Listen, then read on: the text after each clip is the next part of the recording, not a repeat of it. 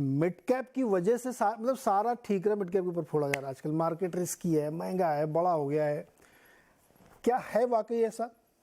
डरना चाहिए लोगों को?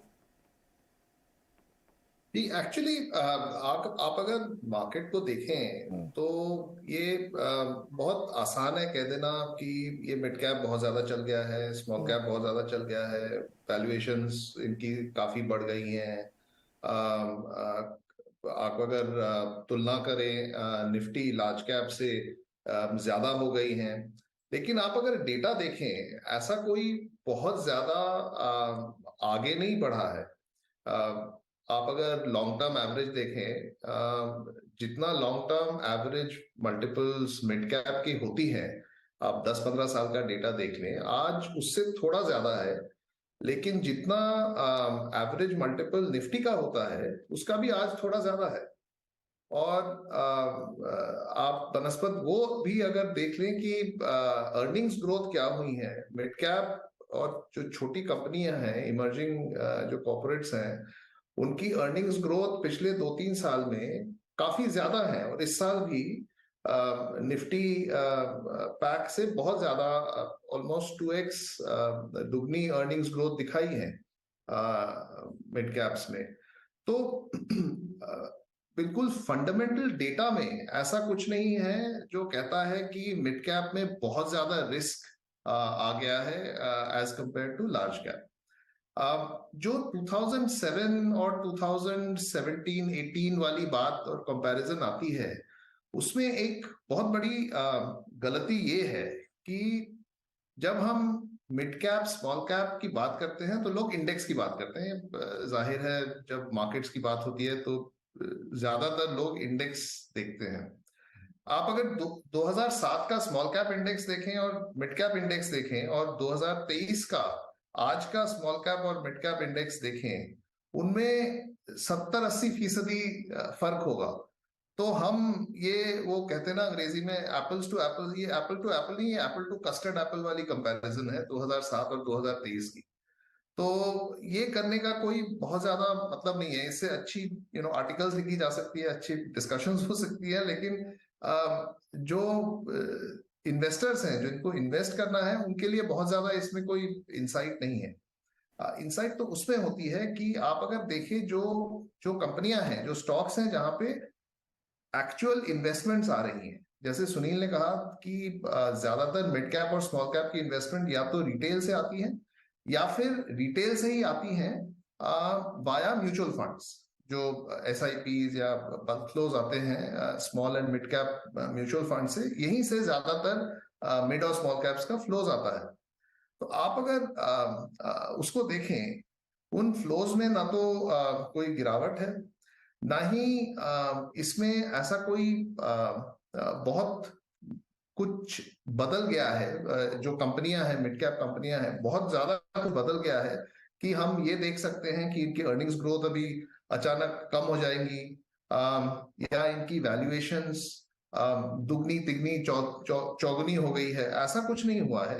अगर आप एक्चुअल इन्वेस्टेबल यूनिवर्स को देखें इंडेक्स की बजाय, अगर एक्चुअल इन्वेस्टेबल यूनिवर्स को देखें, जो 100-150 स्टॉक्स जहां पे ज्यादातर म्यूचुअल फंड्स इन्वेस्ट करती हैं, उसमें ना तो परफॉर्मेंस में ना ही उनकी वैल्यूएशंस में उतना ज्यादा कोई जिसे कहते हैं कि वैल्यूएशंस हैव रन आउट और run ahead of earnings growth, ऐसा कोई सिचुएशन अभी आया नहीं है।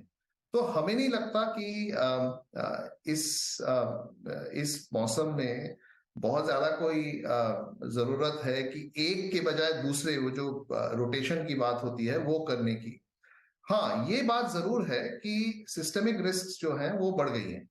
ऑयल प्राइसेस ऊपर हैं, इंटरेस्ट रेट्स जो आप अगर याद करें जनवरी फरवरी में हम बात कर रहे थे तो फेड फंड्स फ्यूचर्स बोल रहे थे कि इस साल 4 रेट कट्स होंगी। इस साल तो एक भी रेट कट नहीं हुई। अभी अगले साल कब रेट कट होगी और कितनी होंगी उस पर भी अभी काफी चर्चा हो रही है। और फेड फंड्स फ्यूचर्स तो अभी कह रहे हैं कि सिर्फ 2 रेट कट्स होंगी अगले साल। तो ये एक बड़ा फैक्टर है। एट द मार्जिन भारत में कंजम्पशन कितना होल्ड ऑन करेगा? ऑफ कोर्स अभी ये त्योहार का मौसम आ रहा है, तो इसमें थोड़ा सा we will see some tailwind there, लेकिन कितनी देर तक सोमनाथ जी, आप ये कह रहे हैं कि एक ही ब्रश से पेंट ना किया जाए, क्योंकि अगर फ्लैगशिप में रिस्क है तो उतना ही रिस्क फिर मिड कैप में भी है, उसके आसपास ही है, उससे बहुत ज़्यादा नहीं है। आपने जो अपनी रिसर्च में वैल्यूएशन का चार्ट दिखाया है बड़ा इंटरेस्टिंग है सर, कि 2020 में जो मल्टीपल्स मिल रहे थे मिड कैप को, उससे आधे से थोड़ा सा ज़्यादा इस समय है, और निफ्टी में भी लगभग उसी के हिसाब से है, 24 से 18 19 के आसपास आ गए। और ये ट्रेडिशनली पिछले 10-15 साल का अगर डेटा देखें तो मिड कैप हमेशा उससे ऊपर मल्टीपल पे ही चला है। हमेशा मिड कैप का मल्टीपल भी ऊपर रहा है और अर्निंग्स ग्रोथ भी ऊपर रहा है, और जो एवरेज आज की डेट में है वो बहुत ज्यादा फर्क नहीं है लॉन्ग टर्म एवरेज से। हाँ, लॉन्ग टर्म एवरेज से बहुत ज्यादा नहीं है। तो इस हिसाब से अगर देखा जाए तो बहुत ज्यादा डरने की जरूरत नहीं है। कुछ एक एक्सेप्शंस हो सकते हैं कि जैसे कोई स्टॉक 5-10 गुना हो गया, तो वैसे तो बहुत सारे आईटी स्टॉक भी हैं जो 70 के मल्टीपल में मिल रहे हैं लार्ज कैप में, उनको क्या करेंगे आप? सुनील जी कुछ जोड़ना चाह रहे हैं, बोलिए सुनील जी। और एक फर्क है कि टिपिकल लार्ज कैप इन्वेस्टमेंट जो एफआईएस की तरफ से समझिए, या और एक टिपिकल मिड कैप जो एक मिड कैप फंड मैनेजर या एक लॉन्ग ओनली फंड खरीदता है, इसमें फर्क ये होता है कि लार्ज कैप का कॉल 1 साल 1.5 साल ऐसे साल में होता है, इसलिए जो मार्केट देखती है ना 1 ईयर फॉरवर्ड पी, वो कुछ ना कुछ मायने रखता है कि वैल्यूएशन में कैसी लग रही है against long term average, against other emerging market, against world market, ऐसी बात। मगर मिड कैप में जो फंड मैनेजर खरीदते हैं, मैं रिटेल इन्वेस्टर्स की बात नहीं कर रहा हूं, फंड मैनेजर जब मिड एंड स्मॉल कैप में खरीदते हैं ना, वो FY27 FY28 के अर्निंग्स को डिस्काउंट करके उस स्टॉक को खरीद रहे हैं, क्योंकि वो 3 to 5 ईयर होल्डिंग में देख रहे हैं। उसको ये 1 साल, ये trailing P, 1 year forward P देख के थोड़ी कोई स्टॉक खरीदता है। जब मैं फंड मैनेजर में जाके खरीद रहा हूं, मैं उसका एक 4 to 5 ईयर का कैश फ्लो का प्रोजेक्शन करके फिर डिस्काउंटेड कैश फ्लो में देखता हूं कि क्या आज वैल्यू है compare to the net present value of the cash flows. तो मेरे लिए वो मायने रखता है। तो मेरे पोर्टफोलियो में मैं FY27-28 के हिसाब से देख रहा हूं कि ये स्टॉक खरीदने से मेरे को फायदा होता है कि नहीं। शायद 1 साल में वो न दिखे, और क्यों नहीं दिखेगा 1 साल में?